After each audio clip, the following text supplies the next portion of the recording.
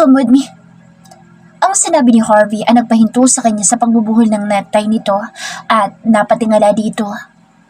Saan? He looked nervous. Saan?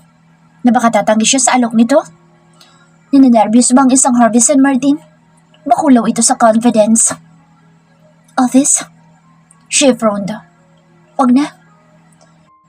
Pinaplansya niya gamit ang likod ng mga palad ang munting gusot ng Amerikano nito sa gawing balikat. Not the slightest wrinkle. Sinisigurado niya. Please? Ano naman ang gagawin ko dun? Hinapit siya nito sa bewang. Maging energizer ko sa trabaho. Otomatikong nagrevolusyon ang dibdib niya sa sinabi nito. His words were much with intense gazes, and she could sure peek at the window of emotions in his eyes. I love you na lang talaga ang kulang, Harvey. At maniniwala na akong mahal mo nga ako. False hope. Maybe he found her fascinating but never enough to be loved completely. Pwede namang diretsahan itong sabihin kung talagang mahal siya. Sama ka na? Untag nito. Maybe next time, kailangan ko pa maglipat ng mga gamit. Or if you want, iwanan ko mga gamit ko sa kabilang silid. Umalis ito sa harapan niya at binuksan isang bahagi ng malaking closet. Walang laman. This was left unused. Purposely. Malamang para sana kay Sheila iyon. Okay, dyan ko na lang ilalagay mga gamit ko. Para kay Sheila man o kahit kaninong babae pa, ang mahalaga her clothes will lay next to Harvey's. Napatango na lang siya nang wala sa oras. Fingers intertwined. Naglakad sila ni Harvey papasok sa San Martin Tower habang nakatungo siya. Pinagtitinginan siya ng mga tao. Nahihiya pa din siya kahit ilang beses na silang nakikitang magkasama in public. Iba ito ngayon, mga empleyado at business associates nito ang mga kasalamuhan niya. Mrs. San Martin, heads up! Binitawan ni Harvey ang kamay niya at hinapit siya sa bewang, like a true possessive and loving husband. Nakita niya kung paanong sinusundan sila ng titig ng mga naroroon. Pangalawang beses niyang napadpad sa moderno at matayong na gusali ng mga San Martin. Noon ay hindi niya napagtuunan ng pansin ng paligid. Everything around her screamed of opulence. Mula sa entrada maging sa well-manicured lawn. 4 na revolving doors ang nakahanay sa main entrance. Kung titingnan mas parang facade ng hotel iyon kaysa sa tanggapan. Good morning, sir. Good morning, ma'am. Magalang na bati ng nakatalagang si Q. Good morning po, kuya. Nakita niyang tila nagulat ang gwardya, saka pumunit sa bibig nito ang alanganing ngiti. Marahil hindi nito inakala na makikipagbatian si Mrs. San Martin dito. Nagpatuloy sila sa paglalakad na panay ang paglinga niya sa paligid. Ang gara talaga, nasa bungad pa lang sila ng lobby ay direktang matatanaw ang reception area kung saan naka-emboss ang gold letters na SC sa pader. Sa likuran ng 2 magagandang babaeng nakatoka, parang modelo sa gaganda at gawin ng mga receptionist. Good morning, Mr. San Martin. Sa Harvey ang binati ng 2 babae pero hindi naiwasang dumaan sa kanya ang paningin ng mga ito. Namamangha o kung anuman, basta ramdam niya ang panunuri ng mga nararaanan. Pailalim niyang tinitigan ang mga nadaanan, partikular ang mga kababaihan. She silently compared herself to them. Hindi kaya siya alangan? Suot niya ang kulay bronze na one-piece dress na semi-balloon ang skirt. Sleeveless iyon, hanggang tuhod ang haba. Binatungan niya iyon ng kamatch na sweater. Kahit papaano ay nadagdagan ng ilang pulgada ang height niya dahil sa suot ng 2.5-inch heeled sandals. Ganun pa man, nauuna pa rin siya sa tangkad ni Harvey. Kaya siguro nito sinabing cute siya dahil hanggang dibdib lang naman siya nito. You're pretty. The prettiest babe there is. Napangiwi siya. Nababasa ni Harvey ang laman ng utak niya. Bolero. Nakaingos niyan turan. Ang gaganda naman ng mga girls dito. Hindi niya napaglabanan. She sounded jealous. Hindi niya maiwasan niya. Umaakyat sa utak niya ang insecurities niya. No need to feel insecure. He pressed her towards his body. Dikit na ikinataas ang mga balahibo niya. Then his lips landed on her forehead as they stepped inside the express elevator. Napupukol tuloy sila ng mga tingin at ramdam niya iyon kahit nakatalikod sila. Sobra ka namang makapidi eh. With pouting lips ay angal niya pa. Hindi siya binitawan ni Harvey kahit nang pindutin ito ang floor number sa control panel. Top floor sa penthouse mismo. Kapansin-pansin na walang ibang lumululan sa elevator maliban sa kanila, samantalang nakapila naman ang iba sa hanay ng mga elevator sa baba.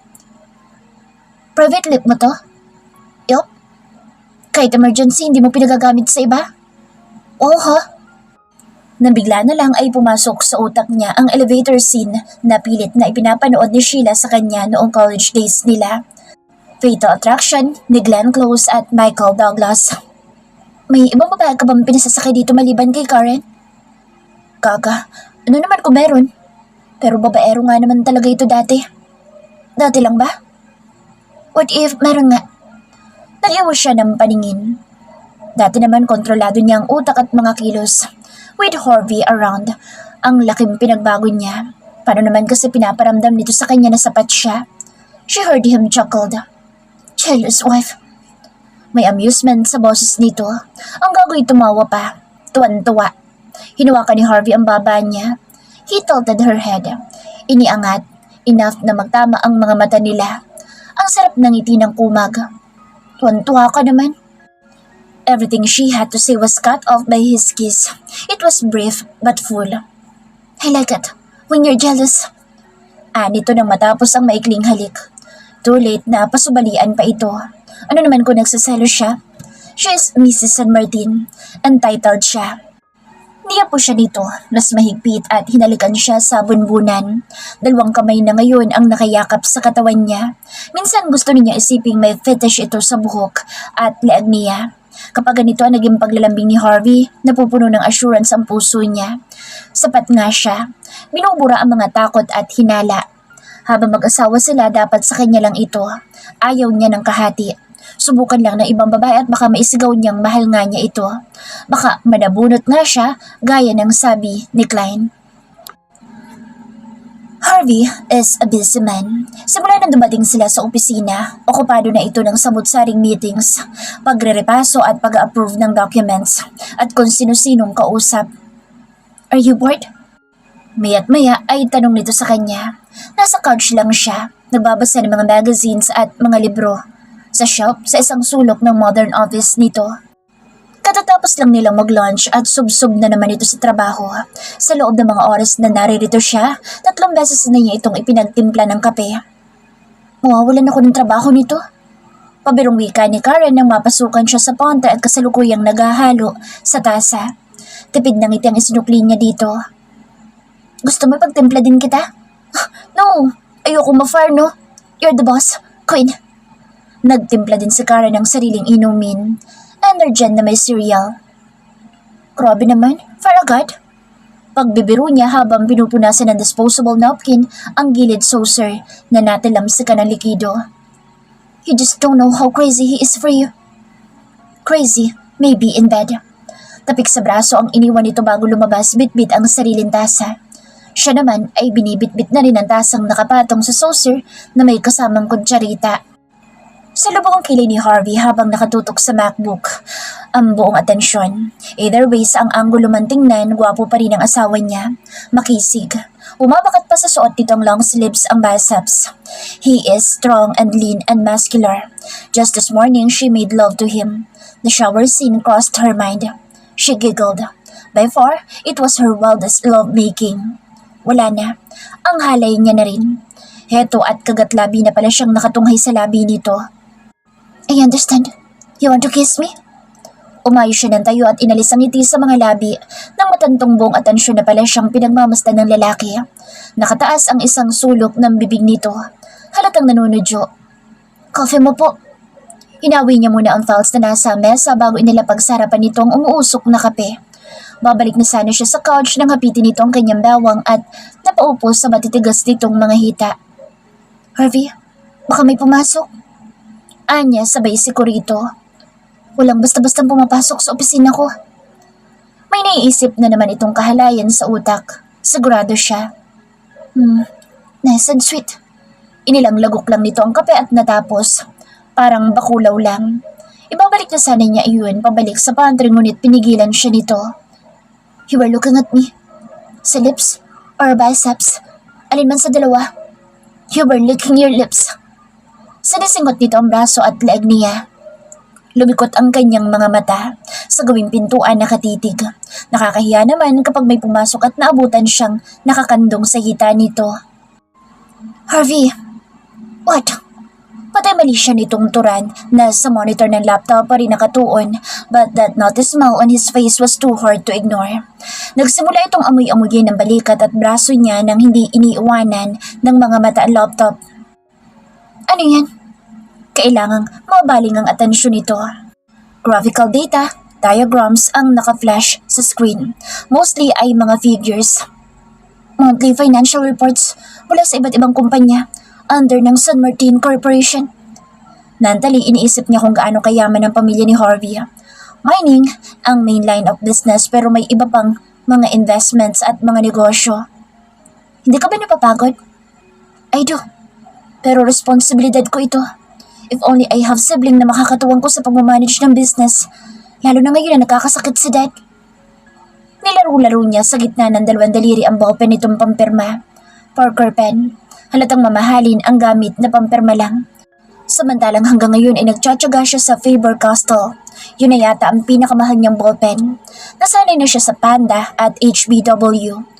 Parker and Panda, parang sila lang din ni Harvey. Ang laki ng agwat. The figures here represent the monthly income habang nasa column na ito ang expenses.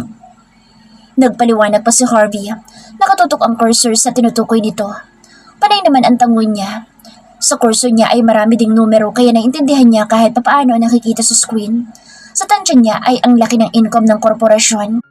Ang San Martin Corporation din kasi ang isa sa may pinakamalaking assets at net worth sa buong Pilipinas. Nabasa niya iyon dati sa Forbes magazine. Bakit kayong mga mayayaman madami naman kayong perang pampapakain sa mga anak niyo? Pero bakit ang kukuripot ninyo pagdating sa bilang ng anak? Natatawa niyang puna habang nakatingin sa nag-iisang frame sa gilid. Kaya naman pag ako nagkaanak, dadamihan ko talaga. 4 ang gusto ko. Napapangiti siya. Napapangarap. Babae, lalaki, lalaki at babae. Babae ang panganay kasi responsable at babae din ang bunso para siya ang prinsesa ng pamamahay. They will be called Audie, Achilles, Arthur at Athena. Nangangarap niyang pagpapatuloy. Walang anumang sagot mula kay Harvey. Saka ang pagsigid ng katotohanan, she had become dreamy. Too dreamy, in fact. Anak pa talaga ang sinasabi niya. Mahirap nang bawiin ang mga nabitawang salita. She worried that Harvey might get the wrong idea. Baka isipin nitong nagpaparinig siya. Ang kanina lang kasing ngiti nito sa mga labi ay napalitan ng seryosong ekspresyon. Sa gilid ng kanyang mga mata nakikita niyang taimtim na nakatitig ito sa kanya. She castigated herself for being so tactless. Nakakahiya. Tapos ka na, no? Ililigpit ko na to. Pabaliwala niyang kinuha ang wala ng lamang tasa at platito at binitbit sa pantry. Doon siya nagpakawala ng sunod-sunod na buga ng hangin. Ang sarap talagang pukpukin ng electric kettle ang ulo niya. She may have ruined the atmosphere. Ang ganda pa naman ng mood ni Harvey. Nagalit ko kaya? Napabuntong hininga siya. Next time dapat babantayan na niya bawat katagal lumalabas sa bibig niya. Ay, Janine.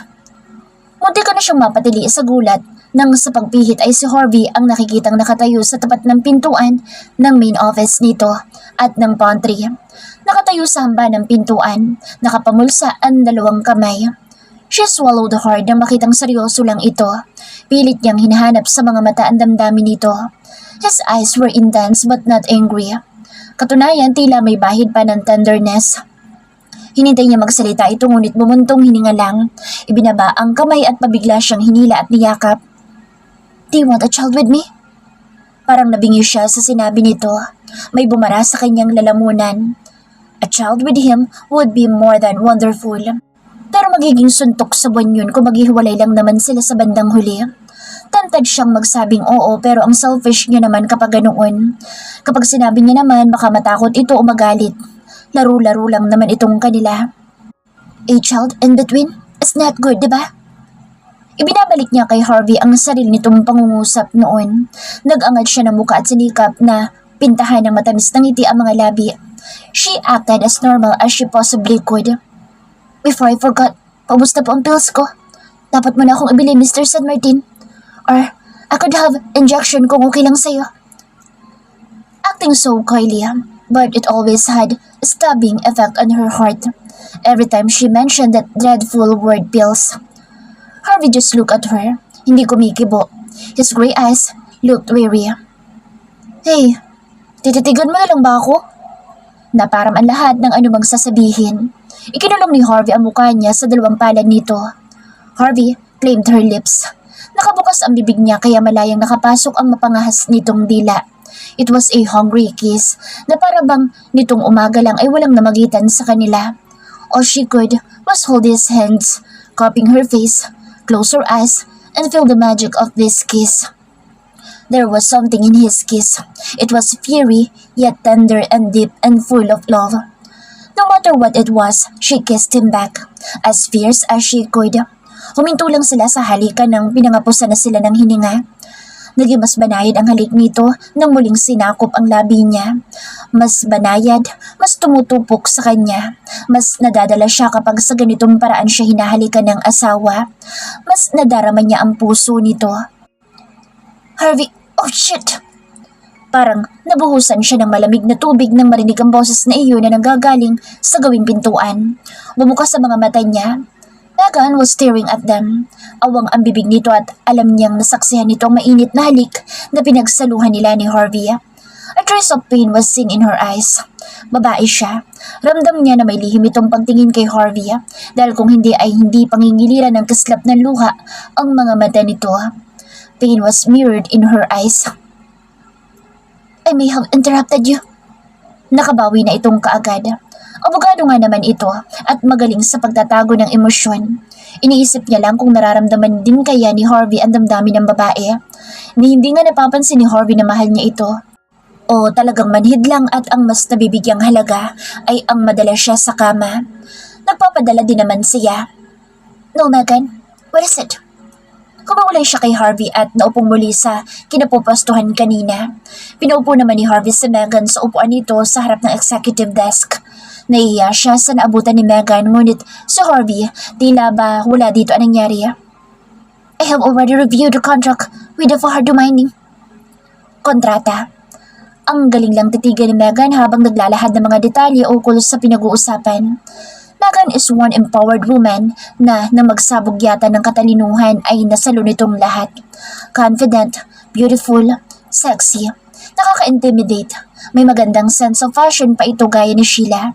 Dapat yata'y nagmodelo ito. Good. Nakita niyang kumuha ng sigarilyo ang babae sa purse nito.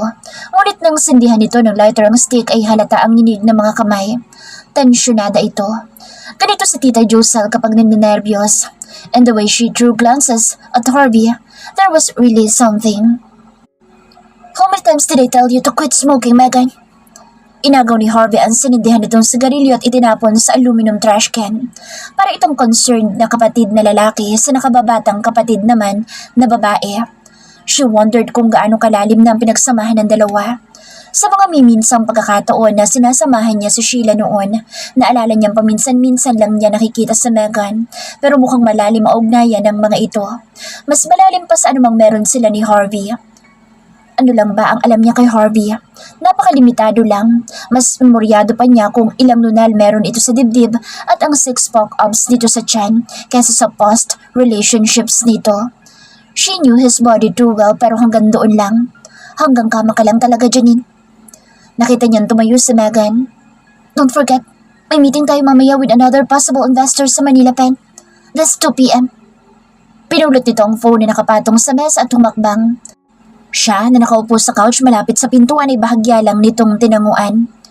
There was this silent animosity in Megan's face. Tinatago pero kusang lumilitaw. Habang sinusundan ito ng titig ay may sumungaw na kaba sa puso niya. Bigla ang sumapusong takot. Nilungan niya si Harvey. He was smiling at her. Nginitaan niya itong pabalik ngunit sa utak niya ay napupukaw ang isang katanungan. Hanggang kailan magiging akin ang iting iyan, Harvey? Do you want a child with me? Umuukil-kil ang tanong na iyon ni Harvey sa kanyang isipan. Simula namang galing siya sa opisina nito, pinahatid siya ng company driver sa bahay, ay pasalit-salit na iyon sa kanyang utak. Napalingon siya dito. Himbing na ito sa pagtulog. Medyo nakaawang pa ang mapupula nitong mga labi. Tinitigan lang niya ito, kahit kailan hindi siya magsasawang suyuri ng tingin na mukha nito. Sana, kung magkaanak tayo, magiging kamukha mo. Bumangon siya, isinuot ang roba sa hubad na katawan. Inayos niya muna ang pagkakatakip ng kumot sa katawan ni Harvey at hininaan ng aircon. Sobrang lamig na sa balat ang mababang temperatura. Pinulot niya ang cellphone. Kapagkuhan ay nagtungo sa balcony. Binuksan niya iyon at ikonekta sa wifi. Pinindot niya ang Facebook icon at tinapa ang pangalan ni Megan sa search box. May ilang Megan Ignacio na lumalabas ngunit natagpuan niya kaagad ang account na mismong mukha ng abogada and display photo. Pero bago iyon mabuksan ay kaagad niyang kinansel. Ano bang inaasahan niyang makita? Inalipin ka na naman ng insecurities, Janine. Megan is beautiful. Hindi malayong magustuhan ito ni Harvey. Nakatingala siya sa maitim na langit habang nakatutok doon ay tila may kung anong bagay na umaalipin sa kanya. Naglakad siyang pabalik sa loob at diretsong tinungo ang banyo. Lumapat, pasarado ang pintuan noon. Tinungo niya ang cabinet at kinuha niya ang garapon ng pills. Walang pagdadalawang isip na itinapon ang laman sa kubeta at nag-flush. Habang dahan-dahang nawawala isa-isa ang mga maliliit na tableta, ay nangingilid naman ang mga luha niya. Kinakabahan siya. Natatakot ang puso niya. Sorry, Harvey. She was taking a risk, for she badly needed a child. Baka sa paraang iyon, Harvey will keep her. Nawala na ang lahat ng tableta. Natigil ang pagre-revolusyon ng kubeta. Yet, it seemed like all her energy was flushed down the drain. Nahapong napaupo siya sa sahig ng banyo. Ramdam niya sa puwitan at likuran ang lamig ng tiles pero pinangingiliran siya ng pawis sa kabila ng lamig. What if he'd hate me for what I did? Wala sa usapan ng anak at mas lalong wala sa kasunduan. Ang mahalin siya dito. Hopeless romantic nga talaga siguro siya. Hinagad niyang mabaliktad ang nararamdaman nito sa kanya, kahit alam naman niyang katawan niya lang ang habol nito. Hindi dahil sa siya ang pinakamagandang babae sa balat ng lupa. It was because she's with him that she felt needed. Lihim niyang pinakaramdaman si Harvey sa sumunod na mga araw. Nangangamba siya na baka mapansin nito na wala nang laman ang bote ng gamot na nasa medicine kit pa rin. Baka mas lalo itong magtaka kung pati iyon na itinapon niya rin. Wala siyang makitang anumang hint na alam nito ang ginawa niya. Normal pa rin ang lahat. Ang lalim ng iniisip mo. Ha? Kanina pa pala siya natatapos sa paglalagay ng baon nito sa canister. Umaapaw na nga iyon. Kaagad niya iyong tinakpan at isinilid sa echo bag. Problem? Masama bang pakiramdam mo? Yapos na siya nito mula sa likuran. Iling lang ang naging sagot niya. Ang layo kasi ng tingin. Naisip ko lang mga kasamahan ko. Sina Lynette. The most valid reason na isip niya nang hindi na ito mang-arok o magtanong pa. Gusto mo silang puntahan? Hindi naman. Pwede ko naman silang i-text anytime. Pinihit siya nitong paharap. Come on, magbihis ka. Idadaan kita sa kanila sa ospital. Huwag na. I insist. Nabuburo ka na dito sa bahay. Ito na ang kusang nagtanggal ng maong apron niya at isinampay iyon sa granite countertop. Pagkatapos ay kinuha nito ang credit card sa wallet at iniabot sa kanya. You go shopping with your friends. Kung sana hindi ako busy ngayon, nasamahan sana kita. How thoughtful. Pero ibinalik niya iyon sa asawa. Wala ka pa ang sobra sa budget natin dito sa bahay. Nasa ATM pa nga. Anyway, thank you at naisip ko samahan. Okay lang ako. Really. Isa pa, hindi mo dapat pinababayaan ang trabaho mo nang dahil sa akin. Para mapanatag ito'y umuo siya. Mabilis siyang nagbihis. Habang biyahe ay tahimik lang siya. Sa isa sa mga paghinto nila ay natapat sila sa billboard ng isang ad ng diaper. Cute na bata kasama ang nanay nito. Marahil ay nagkataon ding doon nakatuon ang pansin ni Harvey. He's cute. Tukoy ni Harvey sa bata. Hindi niya inayunan o sinalungat ang sinabi nito. Anong punto na mag-uusap sila tungkol sa pagpapamilya kung ayaw naman nito in the first place? Anong oras ka? Uuwi mamaya. Mas mainam na ibahin na lang niya ang magiging topic nila. Sumisikip din kasi ang dibdib niya. The conversation shifted hanggang sa narating nilang ospital. Bili nito na magpasundo siya kay Ma'am Boyet. Maikling sandali lang naman talaga ang inilagay niya sa ospital. Bukod sa abala si Lynette, absent din ang ibang malalapit na kaibigan niya. Kumara siya ng taxi at nagpahatid sa pinakamalapit na mall na madadaanan. Maglilibot-libot lang muna siya, mamimili ng ilang mga gamit na kulang sa kusina at para na rin sa ospital. Umuwi din siya pagkatapos. Nag-taxi na lang siya pauwi at hindi na inabala si Mang Boyet. Papasok pa lang siya sa tarangkahan ng matanaw ang Mercedes-Benz na nakaparada sa garahe. Sinong panauhin namin? Nagabot siya ng bayad sa tsuper at binitbit ang sisidlan ng mga pinamili. Kabado siyang bumanhik sa pedestrian gate. Nasa bungad pa lang siya ng pintuan nang salubungin siya ni Mang Boyet. Nandyan si Madam Irene. Kahit sa Mang Boyet man ay kakikitaan ng kaba. Kinuha nito ang mga dala niya. Irene San Martin in the house? This wasn't a friendly visit. Ewan niya kung nahalata ni Mang Boyet pero pakiwarin niya tumakas ang kulay sa kanyang mukha. An unannounced visit from her mother-in-law is more than a surprise. Hindi pa man intimidated na siya. Likod pa lang nito ang nakikita niya ngunit nangangatog na ang tuhod niya. Nakatayo ito paharap sa glass wall na naghihiwalay sa lanay at sala. Nakaeka sa harapan ng dibdib ang dalawang braso. She was hesitant to call her attention. Hihintay na lang marahil niya na mapansin nito ang presensya niya. Bago pa man siya nito lingunin ay maagap niyang inayos ang buhok na basta na lang niya itinali gamit ang itim na rubber band. She mentally examined herself. At least hindi siya magmumukhang basahan sa harapan nito. Masyado siyang abala sa sariling ayos nang siya naman paglingon ni Senyora Irene. She was caught by surprise nang nakaangat pa sa ulo ang mga braso. Natuod siya sa kinatatayuan. Umawang ang mga labi ng ilang segundo bago naapuhap ang sariling tinig. Magandang araw ho, Senyora. Sabay baba niya ng mga kamay. Ibinaba ng ginang ang mga bisig. Naupo sa pang-isahang sofa at pinag-ekis ang mahabang mga binti. Upo pa lang ay aristokrata na. She looked so classy in her expensive dress and fine diamonds. Walang sino man ang hindi may intimidate dito dahil ngayon ay tila kinuyumos ang kaloob-looban niyang sikmura habang nakatayo sa harap nito. Would you like some tea? Or coffee? Perhaps, Senyora? This time ay nagawa niyang gawing steady ang boses.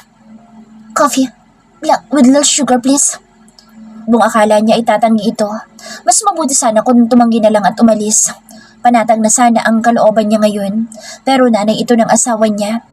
Abnormal man ang pagsasama nila, bianan pa rin niya ito. Pumanik siya ng kusina. Ang kaba sa dibdib ay doon niya pinahupa. Sunod-sunod na buga ng hangin ang ganyang ginawa. Coffee. Coffee. Parang timang na kinakausap na niya ang sarili.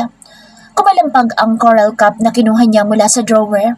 Pati pinaglalagyan ng mga kutsarita at saucer ay tila na mali niya. You can never be like this in front of Irene, Janine. Kakainin ka niya ng buo. Hinamig niya ang sarili. Pinilit paghupain ang tensyon habang nagtitimpla ng inumin. Thankfully, hindi siya nanginig habang inilalapag ang kape sa mesita. Nakatungo man, ramdam niya ang malamig na mga titig nito. Sinigurado niyan tama ang anggulong kinalalagyan ng tasa at kutsarita sa saucer. 45 degrees ang anggulo ng kutsarita at kailangang walang kahit na anumang mantsa ang tasa.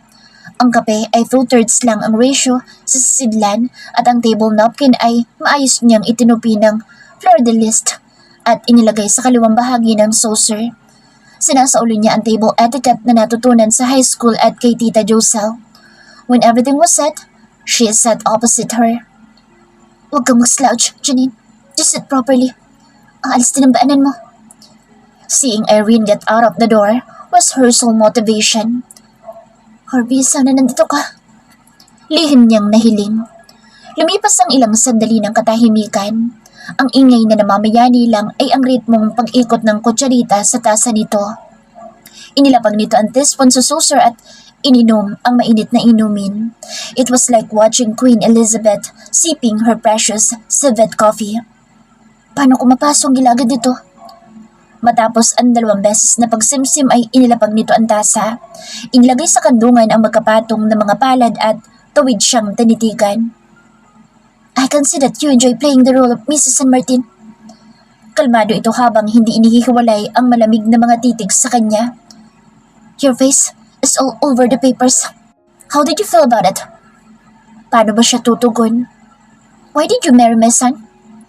She was taken aback by that direct question. Ano bang isasagot niya? Sasabihin ba niyang mahal niya ang anak nito? Siguradong hindi ito maniniwala. Pinamamahayan ng akusasyon ang mga mata ni Irene. I know, you married for the wrong reason. Nanatili siyang walang kibo. Inaapuhap niya ang tamang sagot na maaaring ibato dito.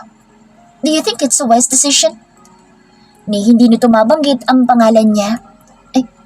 I think, as of the moment. Tumaas ang gilid ng bibig nito. She doesn't believe her for sure. May inaarok ang ginang at may hinala na siya. Until when will you stay with him? Hanggang kailangan niya ako. Magkano bang kailangan mo para iwanan ang anak ko? Umawang pa rin ang bibig niya sa tanong na iyon kahit inaasahan na niya. Napipi ka na ba, Janine Reyes? Binigyang diin pa nito ang maiden name niya na para bang hindi ito naniniwalang isa na siyang San Martin. O nais nitong isampal sa mukha niya na hindi siya nababagay makabitan ng apelyidong iyon. Hindi ko po kailangan ng pera ng pamilya ninyo. Buong galang pa rin niyang sinagot ang babae sa kabila ng dahan-dahang pag-alsa ng yamot sa dibdib. There was a wry smile on her face. I wasn't born yesterday. Kung gusto niyo talaga magpanggap na mag-asawa, you could have simply pretended to have lived together. Pero mas pinili mong magpakasal talaga. Maybe, you thought makakakuha ka ng malaking pera matapos ang annulment. Oh, I'm sorry to tell you, dear, but I will do everything in my power to prevent you from getting even a single cent from us. The likes of you, amoy pa lang ay kilala ko na. Ang sakit na mga salita ng babae pero kahit paano ay nakayanan niyang tanggapin. Kailangan niyang kayanin para sa asawa niya. Hindi siya basta nalang mawawala ng bait.